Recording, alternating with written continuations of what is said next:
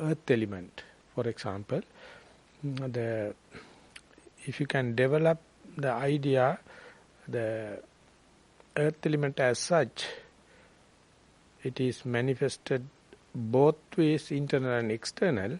So we are very concerned, we are very moved by internal earth element, but we are not much concerned about the external. So, but both of are the same in the intrinsic nature. So if you can develop the external earth element and internal element as a equal, you will not be much more irritated when someone is hurting you physically and verbally. And therefore, if you feel irritated when someone is giving harsh words or unjustifiable criticisms, or someone is hurting you, they are to develop the metta, remembering the simile of the Buddha, given that even if some bandit is going to cut you into two pieces with a cross saw, if you are developing hatred, that is not the way the Buddha prescribed. If you are advising, following the teaching of the Buddha, you must not hate even the people, those who are going to cut your very body, because that is also just earth element. So this is a kind of a way you are practicing metta bhavana. This is incorporating the mindfulness, the loving kindness into insight meditation. And otherwise you can say that if the irritation happen, if I am to either by making use the metta, you cannot to react to even the hating people or irritating people, or otherwise you have to understand, even under such circumstances, I must keep the virtues of the Buddha in my mind, rather than entertaining, rather than hating. There the Buddha-nusati comes, and consider this body as the 32 parts. 20 out of 32 parts are earth element. So when you cut into one by one, these 32 parts have no any the attraction as such. If you take the head hair, body hair, nail, or that kind of thing, once you separate it, you can't develop the attachment. The very good example given is that if you have a decayed tooth, and if it is painful, one day you have to go to a dentist, and he will, after the injection, uproot it, and to see, it will put on that glass plates. And if the doctor is going to ask you to please put it in the same place and test it again, just before that you are brushing daily and keeping the teeth and all the kind of thing. Once you remove it, the blood and all the decayed this thing, and if you ask to keep one just for the fit on, just to sit, just put it again, it's a complete different issue. So exactly 32 parts, if you take the head hair, you are undergoing a lot of hairstyle and kind of thing. But when you find such one hair on your soup, no styles then. It's completely repulsive. It's just a two way of looking at. So this is exactly the earth element. It's not repulsive but when it is in the soup, not to get attracted when it is intact in the head. So this is the way you use this repulsivity of the body. And if you with the same body, if you are looking at a dead carcass, and you feel something nauseatic, you feel something not uncomfortable, because it is a hint that one day you also will be like that. So when you go to the carnal ground or in the funeral, that is why you don't have any relaxed mood. So that is also earth element. This is all the earth element. That is what happened when I go to the dean's funeral, earth to earth, soil to soil, ash to ash, soil to soil. That is striking. So these are the way, even with this earth element, even in the inside meditation, there are a lot of perspectives. Whenever you change the perspective, completely value judgment, the value system is undergoing such a shock. So each and every one, you can make use in order to restrain your faculties and to increase the sharpness of your mindfulness. So you have to be skillful. So therefore this Mahā Hatthipadopama Sutta not giving as a separate task of development of Metta Bhavana or Marananusati Bhavana or something like that, but with respect to the each and every element, it is giving the ways and different viewpoints to look into.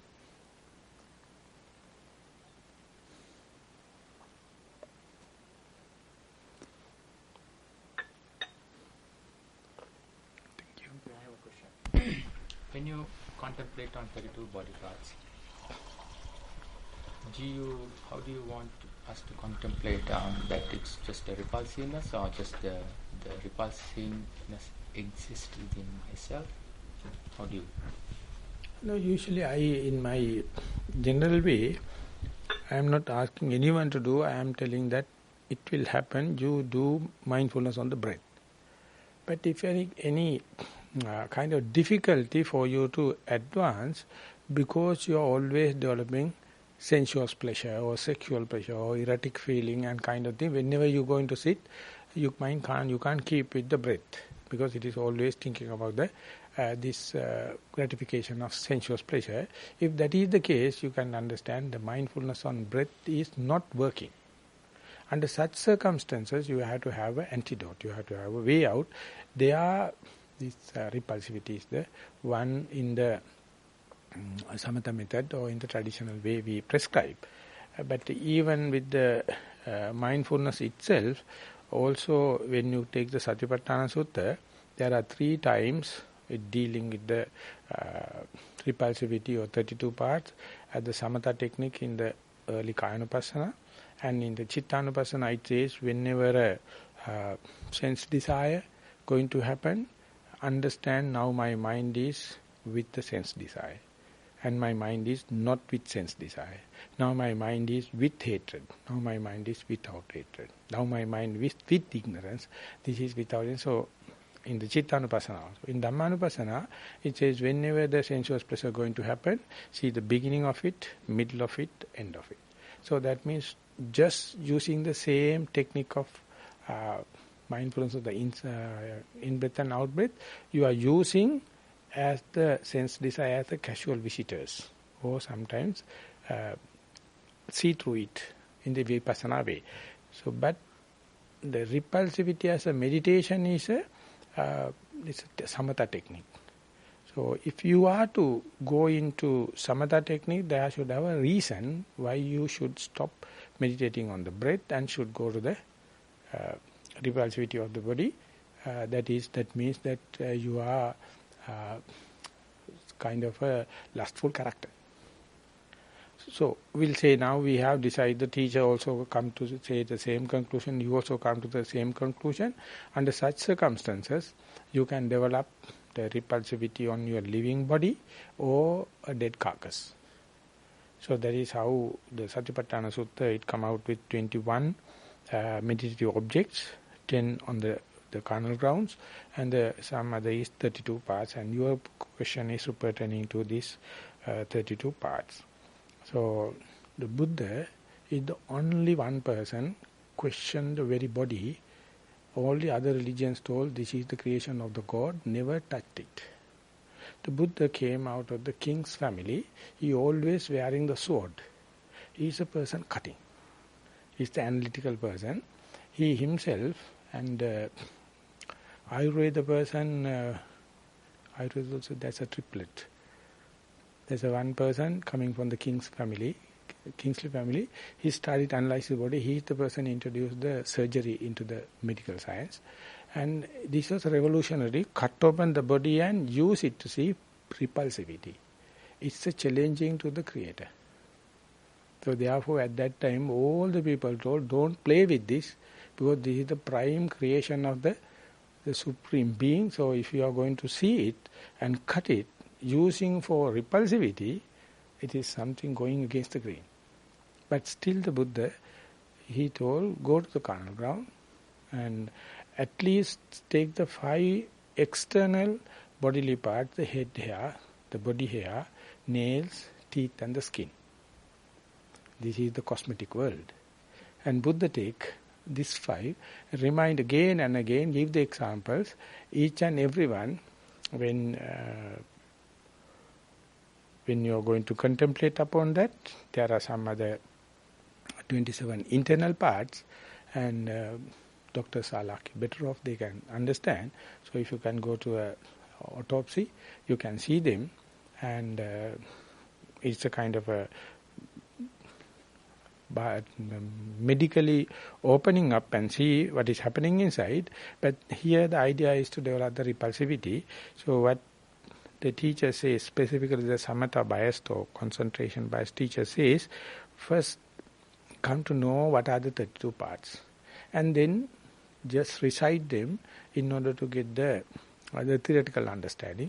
These are the 32. And then introduce at least pictures. This is what does it mean by head hair. This is my body hair. This is the nail. This is the teeth. This is the skin and internal parts also. And when next time when you are recollecting, you are not just telling the name, but you get the figure also. And keep on training your mind, and then ask the mind which is the most appealing part out of 32. At the beginning you gave all the 32 as one plate. Ask the mind to go through one by one, and then let the mind to pick one particular part which is more appealing. And that is that not to create a critical or not to create an artificial kind of thing, let the mind to select it.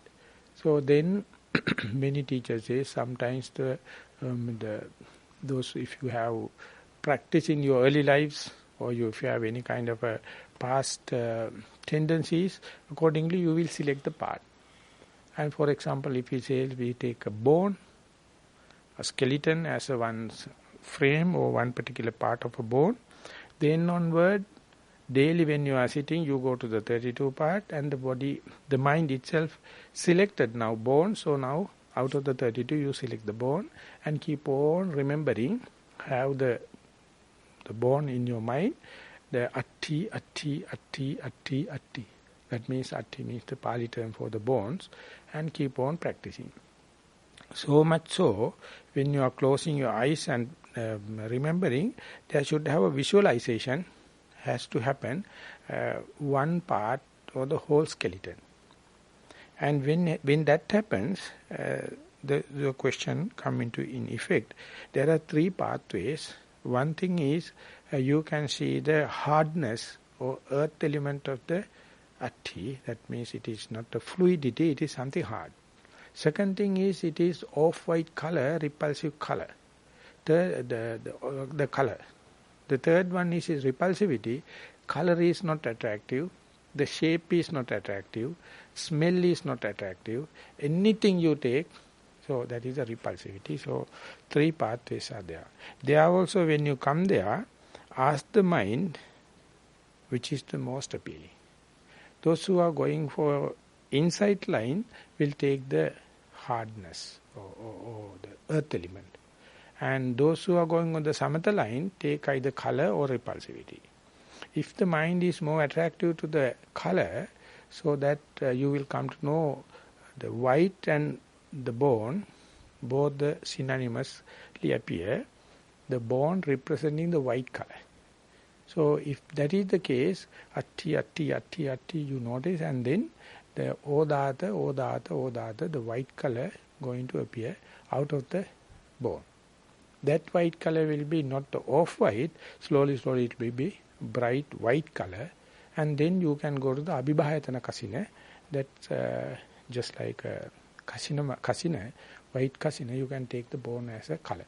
Then you can go to up to the first jhana. Not beyond that, because that earth kasina, the bones don't give the joy, won't give the pleasure, but the first jhana is assured. Some teachers have a doubt whether this internal bone can go to first jhana or external bone can go into. They say the external bone, yes, but internal bone cannot. These are the theoretical argumentation. But your mind can go beyond the sensuous pleasure and go to the serenity. Or otherwise the repulsivity. If it is selective the repulsivity, through that you can go to another first jhana. So each part, if you take the head hair, it has the earth element, the blue color, not the black we take in the traditional way, earth color, the color of hair is taken as blue, and you can pour the Nila Kasina or repulsivity. So likewise, when you are specializing, when you are going with 32 parts, each and every part is leading to junction of 3 parts. One is to the vipassana, the other one is concentration, and accordingly you can go. These kasinas are known abhibhayatana kasina. Abhibhayatana means you are taking the mean advantage of this 32 parts to develop one or the Nila Pita Lohita Odata, blue color, yellow color, white color and red color. So whenever you are contemplating on the blood, it is become the red color. When you are contemplating on the biles, it is become yellow color or urine. And when you are contemplating the eye, whiteness and the off-white bones, white color, hair, body hair and the head hair called blue color. So through that you can go. It's a huge area in the Theravada tradition. It's an endowment. We have this treasure. But Vipassana meditation is first let the mind to understand things as they are. Once you come up to that maturity, these are the specialized fields. You can go and definitely once you finish the Vipassana course, you have to go through these whole detailed parts. Then only when anyone come out with a question or difficulty, you can give a versatile answer. Otherwise, you will be confined to your own meditation. So therefore, once you come to know a certain amount of maturity in the Vipassana, then you have to take time and go practice this, as he mentioned, the 4 guardian meditations. And not only that, the Brahma Vihara, Metta Karuna Mudita Upekka, and these 32 parts. And if you wish, you can go to the carnal ground and see the decaying body and all the things you can do. And otherwise, if you are going to start with them, that can lead to some kind of mental imbalance or hallucinations. Because your mind is not fully secured, and therefore when you are going to go to the carnal ground, and that sign may be frightening you, and you may develop lack of appetite, difficult to sleep, this kind of problem can happen. If it is so, it must be under the recommendation of a teacher, under the protection of the atmosphere, the monastic atmosphere. And the Kasina Bhavana also, if you are going to do without the practical background and without good mindfulness, it can lead into some kind of imbalance, aberrations.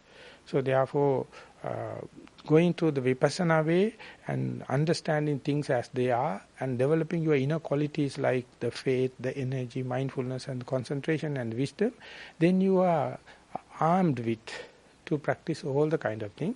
So therefore, the going through this Anapanasati it's a kind of a foolproof system, a safety system, because you are relating to something very practical, very under your nose. And then as a specialization field, you can go for this all the other rest of the object of meditation.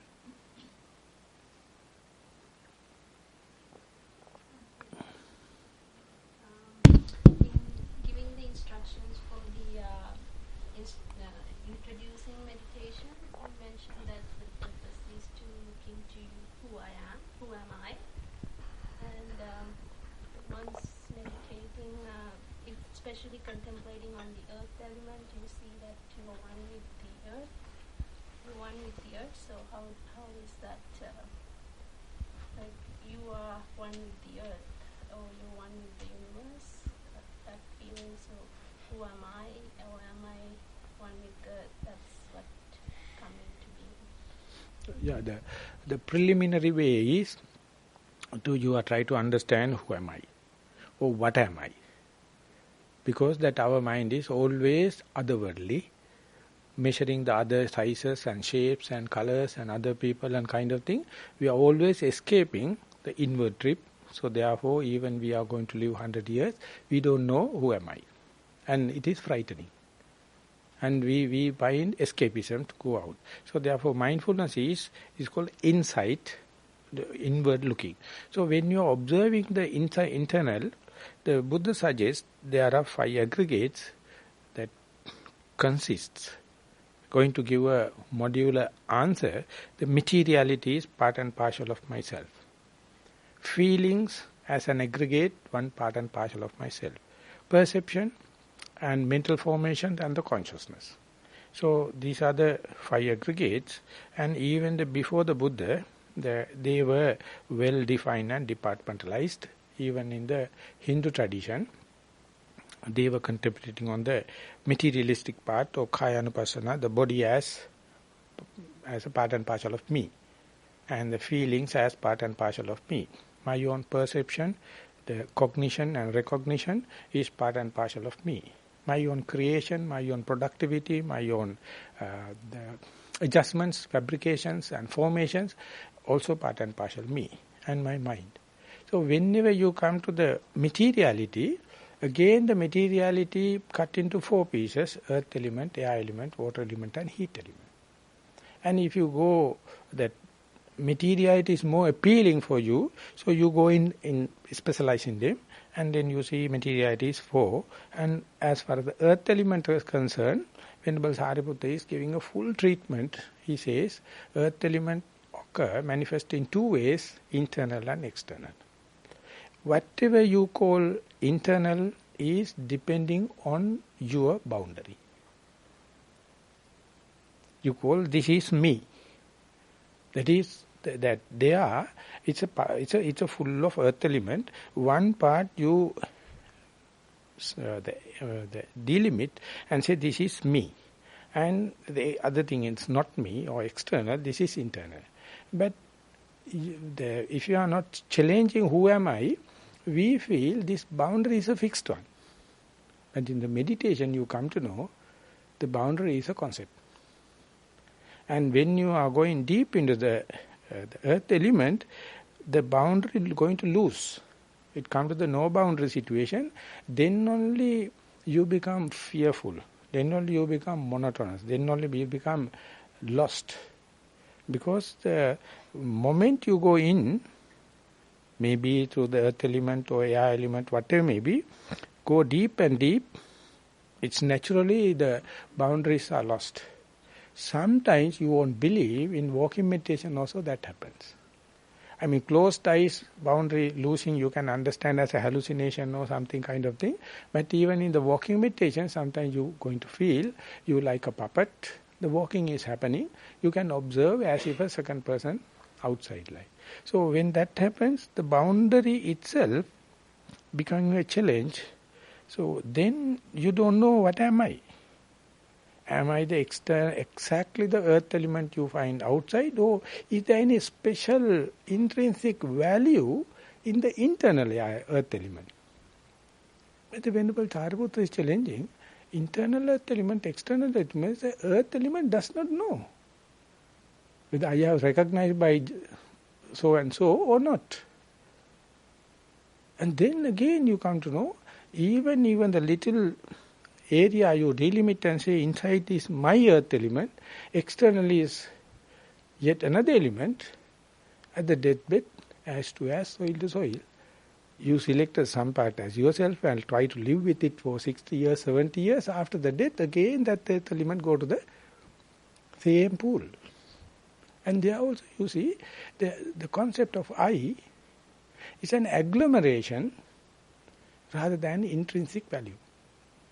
But once that materiality, feeling, perception, fabrications and consciousness going to suggest it appear like a crystal or hard and tangible self. But we are going to question it and go deep and deep, everything is volatile. Everything is back to their normal, and there you can't configure it. just like a mirage. When you are looking at the mirage, of course you feel existing water body. But you try to go and close, you never bridge the gap. More and more you run, mirage is running further. And it represents as a water body, but of course it is heat. So therefore the Buddha says, consider the body as a form, lump of form. Consider the pain or the feeling as a water bubble. Consider the perception as a mirage. Consider your formations and fabrications as a trunk of banana. Consider your mind as a magician. They are nothing but the magic show. So go deep. When you go deep and deep and deep, you will be bankruptcy. That is why people are happy to talk about physics, chemistry, geography and all that. They can gain PhDs and earn something and patent recorded and have a big, big thing. But the day they come back home, there's nothing crystallized, nothing substantial. More and more you go to the deep into, it dissolves. So as far as the agglomeration is concerned, there is a shape, there is a manner. It subject to the gravity. It has a egocentric. But you go inside, no. So therefore, you can say the purpose of mindfulness is either as the answer the question, who am I? Or to see things as they are. Or the Buddha says, see the impermanent nature. As an agglomeration, the history is there. The maintenance is there, shape and the manner is there. But when you go to the tiniest little part, it's so transient. Whenever something becomes transient, the observation is irritating. If you have to see very transient thing like a mirage or anything, you don't feel like comfortable. For example, if you are looking at the TV screen, when there is no program, the dots are coming. You see, observation is a punishment. But if the male-female come and hug together and fighting each other, then you are very happy. You say it's a tragedy, it is a comedy, I see that film and that film. But everything coming out of dots. When the real dots are coming, boring. So the mindfulness is going beyond the male-female fighting and love, go to show you this everything coming out of dots. Full of dots. So it is vomitish. It's nauseatic. So that's the real thing. So more and more you go backward, you are seeing the impermanent nature, and seeing impermanent itself is torturing and burning. And then Buddha says, if you are really to see it is impermanent and such a torturing nature, will you claim this as me? Will you claim this as mine? Will you claim this as myself? Until you see it, you think something wrong with Buddha, or something wrong with Dhamma, something wrong with the practicing people. They are mad because such a beautiful world and it is a go-go show and carnivals and carnivals. You are talking nonsense, going inward and seeing internal anicca dukkha anatta. It is nihilistic, it is destructive, it is going against the hedonic argument, and therefore they consider the meditators as lunatic or mad. Buddha says, all sabbe putujjana ummattaka. And the Sigmund Freud also, it says, the psychoanalysis never terminable. It's never terminable. Even you can't analyze even the suffering. So how to get out of that? He himself told there is something called, there is no personality called normal. Everyone is abnormal. And exactly with the Buddha, sabbe putujjana ummattaka. All worldlings are deranged. So the outside people call we as deranged, and we can say they are. I mean, this is the mad world. Mad people say, whole world is mad. That's a very good indication that particular person is mad. The day you understand the historical misery as a day-to-day unsatisfactoriness, That is what we do in the psychoanalysis. And Buddha also says, accept this friction, accept this unsatisfactoriness, don't claim that as myself, and that is the biggest knowledge. And that is the way you understand how much we are ignorant. The magnanimity of our ignorance is what you call knowledge. So you can't measure your ignorance by looking at other people and other things. So therefore you have to look into, face the truth boldly with your morality, with your faith. And when you see, go deep and deep, exactly the way the Buddha see, you can see it. I will assure you, definitely you can see it, but you do not wish to see. That is only pathetic thing. You wish to see something golden color and very nice and symmetrical something. But instantly the meditation what you see is, it's mere the changing nature. It's mere the torturing nature, the burning nature. So in order to you go to the escape to see nice pictures and films and kind of thing, whenever you go home, come home, again you backward. So at the deathbed, definitely you have to face this. Because at that time all the senses will cut off. You have no connection with the past memory or the sensual impingements, and only you will end up with that dots. Only the screen will show no male, no female, dots. So how are you going to take a proper decision under such critical situation? So what will be your next destiny? So meditation, you rehearse it. Face it again and again. Make yourself immune or rehearsing, this is what I am. This is what does it mean, who am I? So for that, the Buddha says it's very difficult to do as a one-man army. You have to have a teams. You have to have sharing. And then only you can feel, you can get the team action, the group action, then only possible to run. Otherwise it is it's exhausting. Very difficult to, specifically in the Vipassana meditation. So, yesterday you told about 11 facets of breathing, and could you tell us a little bit about how to identify these 11 facets and how to notice when those come? It's a good question, but if you are allowing me to cross-question you, I will answer. Yes. So what are the facets already you have seen now? Subtleness and gross. So that maybe some people came today for the dana. Yes. So how can you explain the subtleness and the grossness to the immature people or beginners? That's a difficult. I have to my privilege to cross question you. Yeah. Because earlier there were you in a situation you don't know it. Yes. At that time you are a beginner. Now you come to know that you have seen the gross and the subtlety. So I am asking you a simple question. Please explain to another beginner, what does it mean by the subtle breath and what does it mean by the gross breath?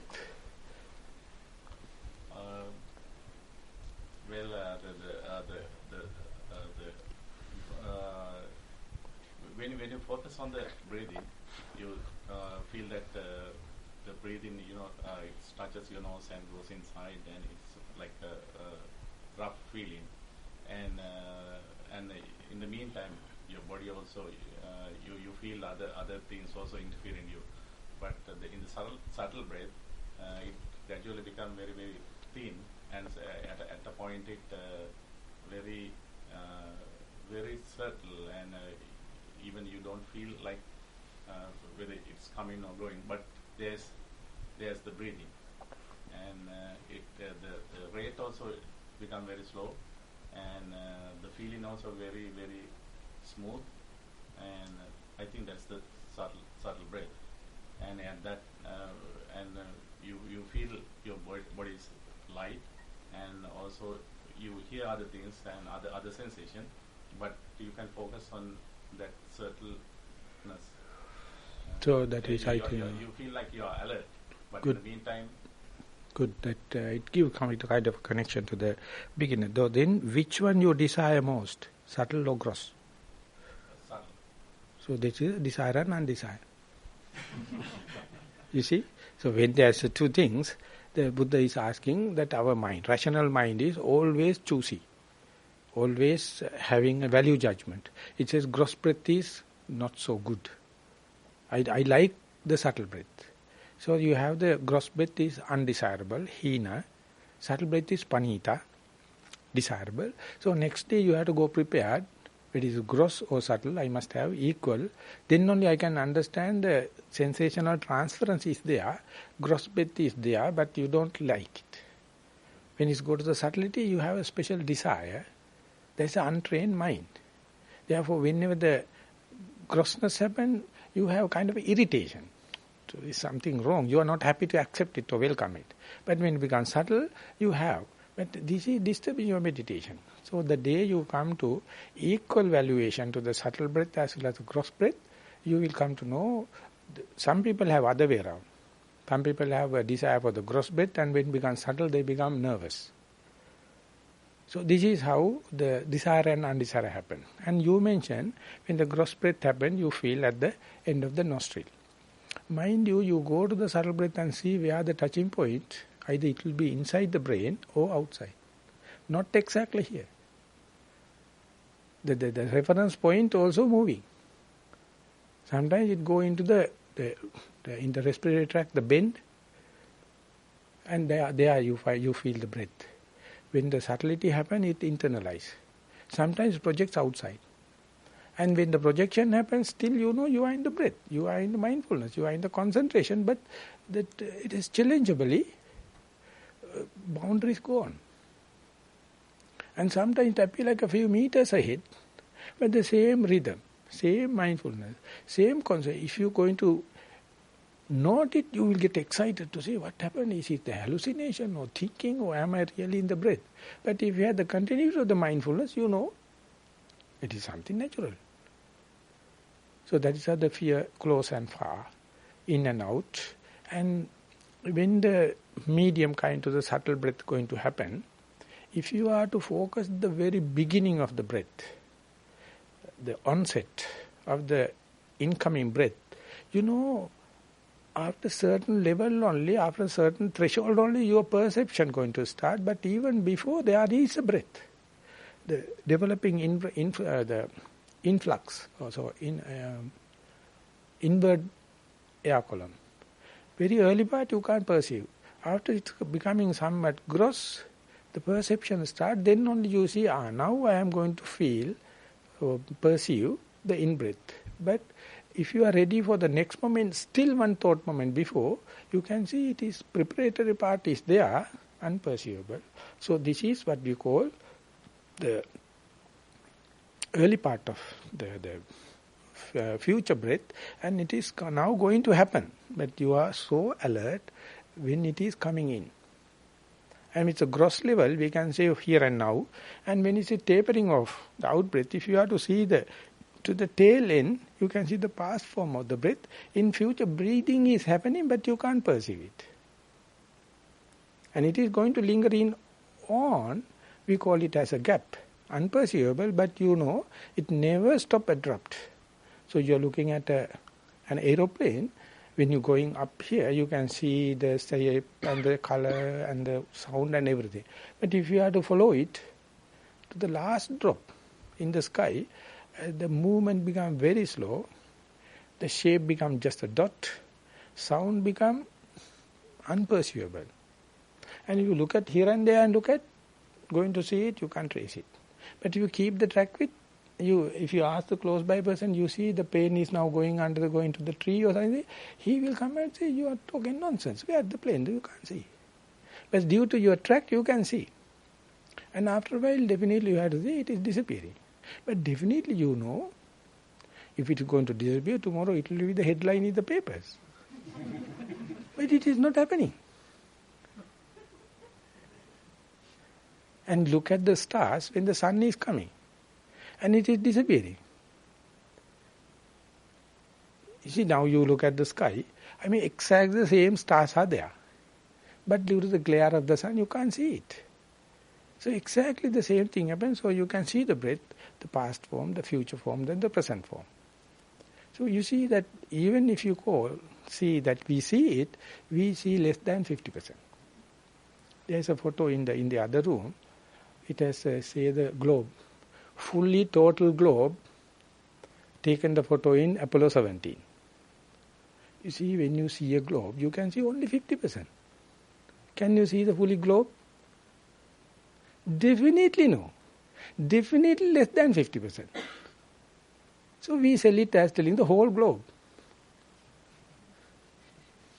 This is the world. This is information technology. This is the communication. This is the don't take it as the mind going to say, I see the breath.